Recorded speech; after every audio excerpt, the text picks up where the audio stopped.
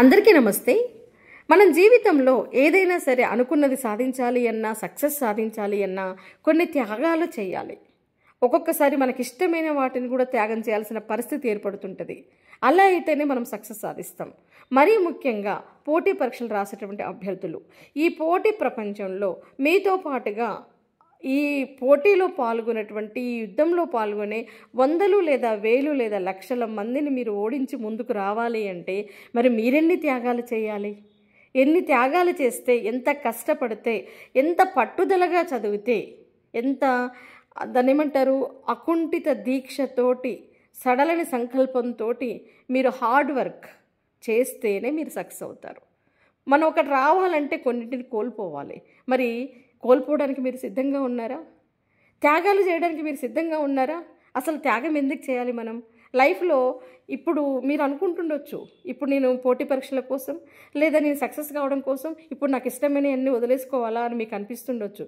గుర్తుపెట్టుకోండి, ఇప్పుడు కాసేపు మీరు కొన్నింటిని వదిలేస్తుండొచ్చు, కొన్ని త్యాగాలు చేస్తుండొచ్చు. కానీ ఈ త్యాగం అంటూ చేయకపోతే మీ జీవితం ఎలా ఉంటుందో ఒక్కసారి ఇమాజిన్ చేసుకోండి. అసలు లైఫ్లో మీరు అనుకున్నది సాధించకపోతే, మీరు లైఫ్లో సెటిల్ కాకపోతే, సెటిల్మెంట్ అనేది లేకపోతే, ఒక స్థిరత్వము అనేది లేకపోతే, స్థిరమైన సంపాదన లేకపోతే మీ జీవితం ఎలా ఉంటుంది ఒక్కసారి ఇమాజిన్ చేసుకోండి. అవును, నిజంగానే కొన్ని రావాలి అంటే కొంత కష్టపడాలి. మనల్ని మనం కొన్ని విషయాల్లో బాధ పెట్టుకోవాలి, మొండిగా మారాలి. మనకి మనం ఎక్స్క్యూజెస్ అనేటివే లేదు. మన పట్ల మనం చాలా మొండిగా మారి కొన్ని త్యాగాలు చేసి కొన్నింటిని వదిలేసుకొని ఒక క్రమశిక్షణాభరితమైనటువంటి ముందస్తు ప్రణాళికతోటి మనం కఠిన దీక్ష పూనితేనే మనం సక్సెస్ అవుతాం. మరి మీరు సిద్ధంగా ఉన్నారా త్యాగాలు చేయడానికి? మరి మీరు సిద్ధంగా ఉన్నారా కష్టపడటానికి? కష్టపడకపోతే ఏమవుతుంది అంటే జీవితాంతం కష్టాలు పడాలి అంతే. ఇప్పుడు కష్టపడకపోతే జీవితాంతం కష్టపడాలి. అదొక్కటే గుర్తుపెట్టుకోండి మీరు. మా అంటే సంవత్సరం, 2 సంవత్సరాలు, 3 సంవత్సరాలు, పోనీ 4-5 సంవత్సరాలు మీ జీవితంలో మీవి కావు. ఇది కష్టపడే కాలము.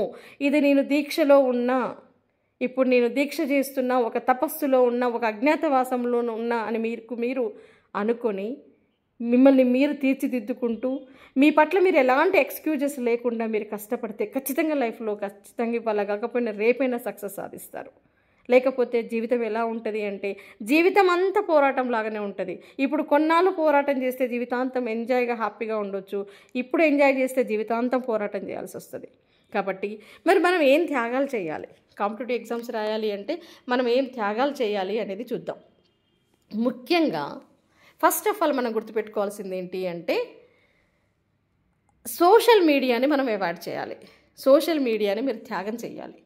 సోషల్ మీడియాని అంటే ఇప్పుడు మనకి మన సమయాన్ని తినేసే అతి ప్రమాదకరమైనటువంటి భూతం ఏంటి అంటే సోషల్ మీడియా. ఏదో అని ఓపెన్ చేస్తారు, వాట్సాప్ అని ఓపెన్ చేస్తాము, ఇన్స్టాగ్రామ్ కనపడుతుంది, ఫేస్బుక్ కనపడుతుంది, ఇంకేదో యూట్యూబ్లో రీల్స్ కనపడతాయి, ఇంకేదో కనిపిస్తుంది, ఇంకేదో ఒకటని ఒక పని అనుకొని మొదలుపెట్టి ఎక్కడెక్కడికో పోయి ఎక్కడికో పోతాం, అసలైనది వదిలేస్తాం. ఒక నిమిషం అని చూస్తాము అనుకుంటాము, కానీ నిమిషాలు, గంటలు, రోజులే గడిచిపోతాయి. డిస్ట్రాక్షన్స్, ఆ సోషల్ మీడియా చూడటం వల్ల ఒక సమయం ఒక్కటే వేస్ట్ అవుతుందా? లేదు, మీ మైండ్ కూడా డిస్టర్బ్ అవుతుంది. డిస్ట్రాక్షన్స్, అనవసరమైనటువంటి డిస్ట్రాక్షన్స్, అనవసరమైనటువంటి ఆలోచనలు, ఇలా మీ మైండ్ అంతా పొల్యూట్ అవుతుంది. అంటే మీ మానసిక బలం తగ్గుతున్నట్టే కదా అక్కడ లెక్క. మీరు సోషల్ మీడియాకి అలవాటు పడ్డారు అంటే మనం బలహీనం అవుతున్నట్టే లెక్క కదా. కాబట్టి ఫస్ట్ మీరు చేయాల్సిన త్యాగం ఏంటో తెలుసా? సోషల్ మీడియాని త్యాగం చేయండి. కంప్లీట్గా ఈ ఎంటర్టైన్మెంట్, సోషల్ మీడియా అనే ఎంటర్టైన్మెంట్ని కంప్లీట్గా త్యాగం తీసేయండి మీ డిక్షనరీలో నుంచి. ఆ తర్వాత సెల్ఫ్ పిటీని త్యాగం చేయాలి మీరు. వామ్మో నేను కష్టపడిపోతున్నాను, నేను ఏదో తెగ కష్టపడిపోతున్నాను, నేను చాలా నీరసించిపోతున్నాను అని నీ మీద నువ్వే జాలి చూయించుకోవడం అనేది అది ప్రమాదకరమైనటువంటి విషయం. మనం సెల్ఫ్ పిటీ, మన మీద మనం జాలి పడుతున్న కొద్దీ మనం బలహీనమైపోతాం. మన మీద మనం జాలి పడుతున్న కొద్దీ కష్టపడడానికి మనం రెడీగా ఉండం. అంటే మనకే తెలియకుండా మనకు హాని చేసుకునే ప్రక్రియ ఏంటి అంటే మన మీద మనం జాలి పడటం.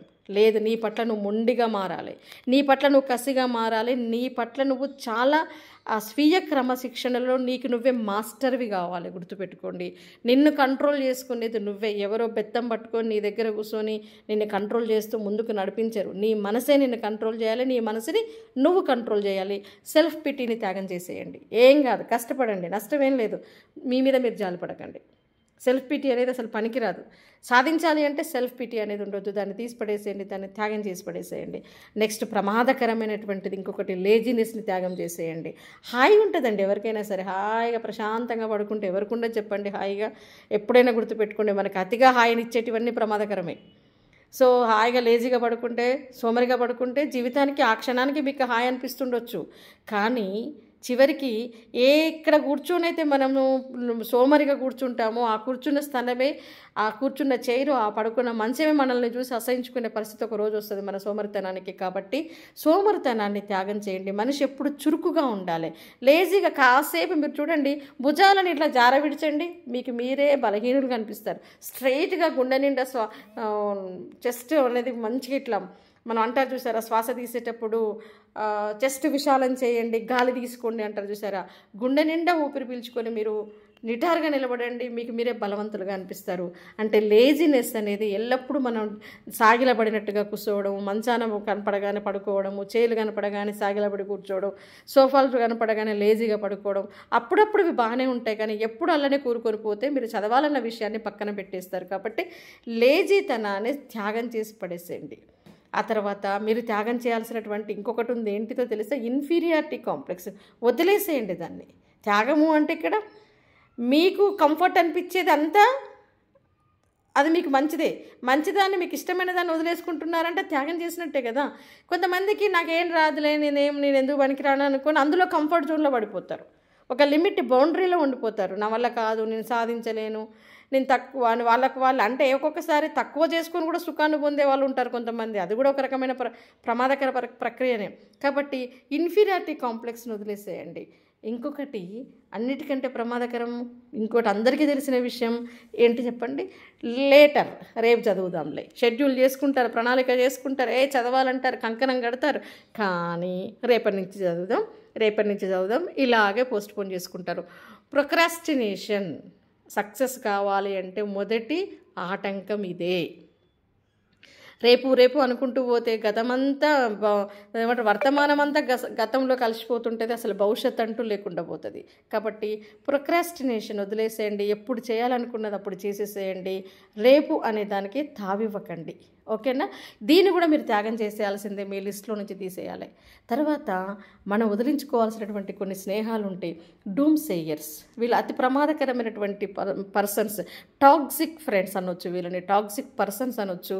వీళ్ళు ఏం చేయరు, ఏంటి అంటే ఊహాగానాలు, గతం తర్వాత ఇలా జరగబోతుంది, అలా జరగబోతుంది అని మనల్ని ఒక రకమైనటువంటి భయానికి గురి చేస్తుంటారు, భయకంపితుల్ని చేస్తుంటారు, మన మీద మనకి అనుమానం వచ్చేటట్టుగా చేస్తుంటారు. అలాంటి పర్సన్స్కి దూరంగా ఉండండి. వాళ్ళని మీ క్లోజ్ ఫ్రెండ్స్ అయినా కూడా వాళ్ళకి ఎంటర్టైన్మెంట్ చేయడానికి అవకాశం ఇవ్వకండి, వాళ్ళని దూరం పెట్టేసేయండి. మీరు వాళ్ళకు దూరంగా వెళ్ళండి. అంటే ఈ డూమ్ సేయర్స్ వీళ్ళ సైకాలజీ ఎలా ఉంటుందంటే అభూత కల్పనలు చేసి మిమ్మల్ని భయానికి గురి చేస్తూ, మిమ్మల్ని మానసికంగా దెబ్బతీస్తూ, మీరు ఒక ప్రయత్నం చేస్తున్నప్పుడు ఆ ప్రయత్నానికి అడ్డు తగలడమే వాళ్ళ ఆనందం. వాళ్ళు ఒక రకమైనటువంటి సైకలాజికల్ సైకోస్ అన్నట్టు, అంతే. ఇంకా వాళ్ళు ఎదుటి వాళ్ళని ఆపేయడం ద్వారా వాళ్ళ ఆనందాన్ని పొందుతుంటారు అన్నట్టు, ఎదుటి వాళ్ళని భయపెట్టడం ద్వారా వాళ్ళ ఆనందాన్ని పొందుతుంటారు అన్నట్టు, అభూత కల్పనల్లో మొదటి ప్లేస్లో ఉంటారు. సో కాబట్టి వీళ్ళందరికీ దూరంగా ఉండండి. ఓన్లీ పాజిటివ్ పర్సన్స్ని మాత్రమే దగ్గరగా ఉంచుకోండి, మిమ్మల్ని ఎంకరేజ్ చేసే వాళ్ళని మాత్రమే దగ్గరగా ఉంచుకోండి. సో సాక్రిఫైస్ ఇలాంటి టాక్సిక్ ఫ్రెండ్స్ని కూడా సాక్రిఫైస్ చేసేసేయండి, వదిలేసేయండి. మీకు ఎంత క్లోజ్ అయినా వాళ్ళని సాక్రిఫైస్ చేయండి. నెక్స్ట్ పెసిమిజం, ఆశావాహ దృక్పథం ఉండండి. అంతేకాదు పెసిమిస్టిక్ ఫ్రెండ్స్ని కూడా దూరం పెట్టేసేయండి, వాళ్ళని కూడా త్యాగం చేసేయండి. మీరు పెసిమిజం అంటే ఏంటి, నిరాశావాదం. మీరు ఆశావాదంతో ఉండాలి. మీరు నిరాశలో కూరుకొని పోయినా మీ చుట్టుపక్కల ఉన్నటువంటి ఫ్రెండ్స్ కూడా నిరాశతో ఉన్నా మీకు ఇక ఆశ అనేది ఎక్కడ ఉంటే చెప్పండి. మీరు ఏదైనా చేయాలి అన్నా వాళ్ళు వెనక్కి లాగుతుంటారు, మిమ్మల్ని నిరాశకు గురి చేస్తుంటారు, నిస్పృహలకు గురి చేస్తుంటారు, నువ్వు వెళ్ళే మార్గం తప్పు అంటారు, నీ వల్ల కాదు అంటారు, నువ్వు చేయలేవు అంటారు, నీలో ఉన్నటువంటి శక్తిని అంతా బలహీనపరుస్తారు. వీళ్ళు ఇందాక అనుకున్నట్టుగా డూమ్ సేర్స్ దాదాపు వీళ్ళంతా కూడా ఒక రకమైనటువంటి టాక్సిక్ ఫ్రెండ్స్. వీళ్ళు మనల్ని వెనక్కి లాగేవాళ్ళు కాబట్టి ఆ అభూత కల్పనలకు సృష్టించి చెప్పే వాళ్ళని దూరం పెట్టండి. ఈ పెసిమిస్టిక్ ఫ్రెండ్స్ని కూడా దూరం పెట్టేసేయండి. వాళ్ళు బాగుపడరు, మరొకరిని బాగుపడనియ్యరు. ఒకరు ముందుకెళ్తుంటే వాళ్ళని వెనక్కి పట్టి లాగే వాళ్ళే ఈ పెసిమిస్టిక్ ఫ్రెండ్స్. అంటే వీళ్ళంతా కూడా నిరాశావాదంతో వాళ్ళు ఉన్నది కాకుండా వాళ్ళు ఉన్నటువంటి బావిలోకి వేరే వాళ్ళ కాళ్ళను బట్టి లాగేస్తుంటారంట. వాళ్ళు గోతిలో పడి వేరే వాళ్ళని కూడా గోతిలోకి లాగుతుంటారు. సో అలాంటి వాళ్ళకి దూరంగా ఉండండి. పాజిటివ్ పర్సన్స్, కొందరిని చూస్తే ఇన్స్పిరేషన్ అనిపిస్తుంది చూసారా, వాళ్ళకి దగ్గరగా ఉండండి. వీళ్ళని దూరం పెట్టేసేయండి. అంతేకాకుండా జీవితంలో కొన్ని చిన్న చిన్న సంతోషాలను మీరు త్యాగం చేయాలి. ముఖ్యంగా మనం చదువుతున్నామంటే మనకు టైం కావాలి. ఈ టైంని తినేసే ప్రతి పనిని మీరు త్యాగం చేయాల్సిందే. ఒక్కొక్కసారి చిన్న చిన్న సంతోషాన్ని కూడా మీరు వదులుకోవాల్సి వస్తుంది. ఫ్రెండ్స్ తోటి సినిమాకి వెళ్ళాలి. ఇప్పుడు సినిమా పోవడం వలన అంత అంటే ప్రయారిటైజ్ ఏది ప్రాధాన్యత అనేది మీరు అక్కడ తెలుసుకోవాలి. ఇప్పుడు నేను పోవడం వలన ఏంటి, అదే నేను చదువుకుంటూ ఒక 2-3 గంటలు నేను చదువుకుంటూ ఒక సినిమా పేరుతోటి ఒక 4-5 గంటలు వేస్ట్ అవుతుంది. అదే చదువుకుంటూ ఒక టాపిక్ని నేర్చుకుంటాను కదా. ఇప్పుడు మీరు గెలిచేదాకా ప్రతి నిమిషం మీకు ఇంపార్టెంటే కాబట్టి చిన్న చిన్న సంతోషాలను కూడా మీరు దూరం పెట్టేసేయండి. ఫ్రెండ్స్ కావచ్చు, ఫ్యామిలీ మెంబర్స్ కావచ్చు, ఏదైనా సరే. ముఖ్యంగా మీరు దూరం పెట్టాల్సింది వేస్ట్ ఆఫ్ టైం. సమయాన్ని వృధా చేయడం అనే పనులని మీరు అన్నింటినీ దూరం పెట్టాల్సిందే. మీ సమయం చాలా ఒక పోటీ పరీక్ష రాసేటువంటి అభ్యర్థికి కావచ్చు, జీవితంలో ఎవరైనా సరే ఎదగాలనుకున్న ప్రతి ఒక్కరికి అత్యంత విలువైనది ఏంటి అంటే సమయమే. మీ సమయాన్ని విలువైన దానికోసమే ఖర్చు పెట్టాలి. వేస్ట్ ఆఫ్ టైంని మీరు తగ్గించండి. సమయాన్ని వృధా చేసే పనుల్ని తగ్గించండి. ప్రతిదాన్ని క్యాలిక్యులేటెడ్గా ఉండండి. సమయం విషయంలో ఒక్క నిమిషం కూడా మీకు ఉపయోగపడే విధంగా ప్లాన్ చేసుకోండి. ఖాళీగా కూర్చున్నారు అంటే మనసులో మననం చేసుకోవాలి. మీ కంటి ముందు ఒక చార్ట్ కనపడాలి. మీ కంటి ముందు లేదైనా మ్యాప్ కనపడాలి. మీరు ఖాళీగా ఉన్నా కూడా చదువుతున్నట్టుగానే ఉండాలి. నిరంతరం మీ లక్ష్యమే మీ కంటి ముందు కనపడాలి. కాబట్టి వేస్ట్ ఆఫ్ టైం వేస్ట్ చేసే పనులన్నింటినీ కూడా మీరు త్యాగం చేయాల్సిందే. అలా అయితేనే మీకు టైం అనేది మీ అకౌంట్లో జమ అవుతుంటుంది. జమ అయిన అకౌంట్ టైం అనేది మీ అకౌంట్లో మార్కులను జమ చేస్తుంది అన్న విషయాన్ని గుర్తుపెట్టుకోండి. ఇక నెక్స్ట్ అన్ప్రొడక్టివ్ డేస్ అనే దాన్ని మీరు త్యాగం చేయాలి. అంటే ఇక్కడ ఏంటి అంటే మీరు ఒక్కొక్కసారి రోజు ఎలా గడిచిపోతుంది అంటే లేస్తాము, లేజీగా ఏదో తింటాము, మధ్యాహ్నం టీవీ రిమోట్ పట్టుకొని కూర్చుంటారు, సాయంత్రం అయిందా తెలియకుండానే సాయంత్రం అవుతుంది, చీకటి అయిందా తెలియకుండానే చీకటి అవుతుంది. అసలు ఈ రోజులో మనం ఏం చేసాము, ఈరోజు ఏం సాధించాము, ఏం చదివాము అంటే అక్కడ ఏమీ ఉండదు. కాబట్టి ఒకరోజు మనకు వృధాగా గడిచిపోకూడదు. ఖచ్చితంగా ప్రొడక్టివ్ డేగా ఉండాలి ప్రతిరోజు, కానీ అన్ప్రొడక్టివ్ డేగా ఉండకూడదు. ఈరోజు నేను ఇంత నేర్చుకున్నా, ఇంత చదువుకున్నా, ఓకే ఈరోజు సాటిస్ఫైడ్గా గడిచిపోయిందని మీకు పడుకునేటప్పుడు నిద్రించే ముందు మీ మనసు మీకు సంతృప్తికరంగా అనిపించాలి. కాబట్టి అన్ప్రొడక్టివ్ డేస్ని తగ్గించండి. అన్ప్రొడక్టివ్ టాస్క్స్ ప్రయారిటైజ్ చేయండి. ఈ పని చేయడం ఇప్పుడు అవసరమా, దీన్ని చేయడం వలన ఈరోజు వేస్ట్ అవుతుంది అనుకుంటే అది చేయకండి. ప్రయారిటీ పరంగా మీరు ఇది ఇప్పుడు ఇంపార్టెంట్ ఈ పని చేయడం అని మీకు అనిపిస్తేనే మీరు ఆ పని చేయండి. ప్రయారిటీస్ లేనటువంటి ఇప్పుడు అంత అవసరం లేనటువంటి పనుల కోసం మీ డేస్ని వేస్ట్ చేసుకోకండి. ఓకేనా? గుర్తుపెట్టుకోండి, లైఫ్లో మనం ఏదన్నా సాధించాలి అంటే ఖచ్చితంగా మనం కొన్ని త్యాగాలు చేయాల్సిందే. మన జీవితంలో సక్సెస్ అనేది సాధించాలి అంటే త్యాగాలు ఉండాలి, చాలా కష్టపడాలి. ఒకటి మనం సాధించాలంటే ఫైనల్గా చెప్తున్నాను, మంచి క్రమశిక్షణాభరితమైనటువంటి ప్రణాళిక ఉండాలి. మీ జీవితంలో మీరు చాలా సిస్టమేటిక్గా ఉండాలి. ఒక సమయపాలన పాటించాలి. అర్థమైందా? సమయానికి నిద్రపోవడం, సమయానికి లేవడం, మీ పట్ల మీరు క్రమశిక్షణగా ఉండాలి. ఒక ముందస్తు ప్రణాళిక ఉండాలి. అవసరమైతే దీర్ఘకాలిక ప్రణాళిక ఉండాలి. పాజిటివ్ మైండ్ సెట్ ఉండాలి. నేను సాధించగలను అనే నమ్మకం ఉండాలి. ప్రతి విషయంలో పాజిటివ్గా మీరు ఆలోచించగలగాలి. అనవసరమైనటువంటి విషయాల పట్ల ఆలోచనలు తగ్గించాలి. నెగిటివ్ ఆలోచనలు తగ్గించాలి. ఓకేనా? అదేవిధంగా మీ సమయాన్ని వృధా చేసే కార్యక్రమాలన్నింటినీ మీరు త్యాగం చేయాలి. ఎంటర్టైన్మెంట్ కావచ్చు, ఫంక్షన్లు కావచ్చు, బంధువులు కావచ్చు, స్నేహితులతో తిరగడం కావచ్చు, ఏదైనా సరే అన్నిటిని దూరం పెట్టండి. అన్నిటికంటే ప్రమాదకరమైనటువంటి మొబైల్ని మీరు దూరం పెట్టండి. చాలా చాలా సమయం మీకు కలిసి వస్తుంది. తర్వాత మనం గెలిచేదాకా కొన్నిటిని దూరం పెట్టేద్దాం. కొన్ని ప్రయారిటీ అనుకుంటేనే వెళ్ళాలి. అది దగ్గర వాళ్ళ ఫంక్షన్స్ అయినా ఎవరివైనా సరే. కొంచెం ఇప్పుడు అంత అవసరం కాదు అనుకున్నప్పుడు వాళ్ళకి ముందు చెప్పి సారీ చెప్పి సంజాయిషి చెప్పి మీరు వెళ్ళడం ఆపేసేయండి. మీరు గెలిచేదాకా ప్రతి నిమిషాన్ని మీకోసం ఉపయోగించుకోండి. మీకు మీ సమయాన్ని వృధా చేసే వాటిని అన్నిటిని కూడా మీరు త్యాగం చేసి కష్టపడి డిటర్మినేషన్ తోటి మీరు అనుకున్నది సాధించేదాకా పోరాడండి. మీరు గెలవాలి అంటే కొన్ని త్యాగాలు చేయక తప్పదు. మరి మీరు త్యాగం చేయడానికి సిద్ధంగా ఉన్నారు కదా? ఓకే, స్టార్ట్ చేయండి.